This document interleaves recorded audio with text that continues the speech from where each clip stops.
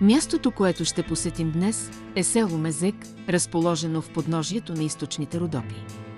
Тук ще разгледаме останките от средновековна византийска крепост, която е сред най-добре запазените отбранителни съоръжения в България, датираща от ранното средновековие.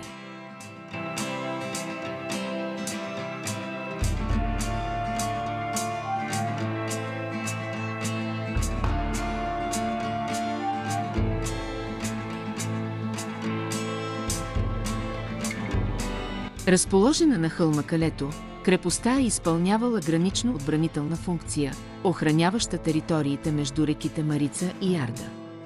Строежът на крепостта датира от 11 век, времето на византийския император Алексий I Комнин.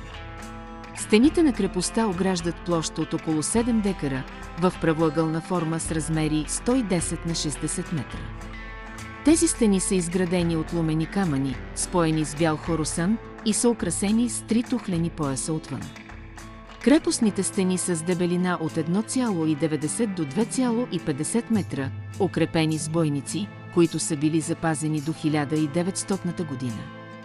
За укрепване на отбраната на крепостта са построени 9 кули, с заоблена форма и височина над 10 метра. Входът е на западната стена, в нейния северен край.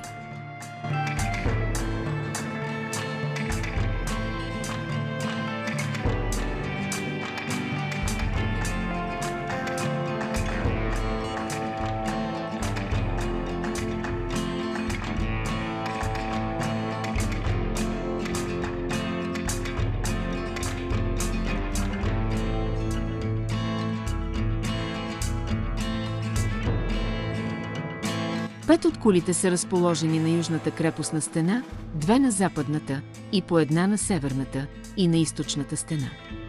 Крепостта е функционирала до османското нашествие в края на 14 век. Тя е замислена като солидно фортификационно звено и в нея е имало интензивен живот. Разкрити са няколко зърнохранилища с овъглено жито, където се съхранявали хранителните припаси. Многобройни са намерените железни върхове на стрели, шпори и конски подкови, свидетелстващи за ежедневието на войниците от гарнизона. Каменни мелници, метални инструменти и други подобни предмети пък разказват за бита на обикновеното население.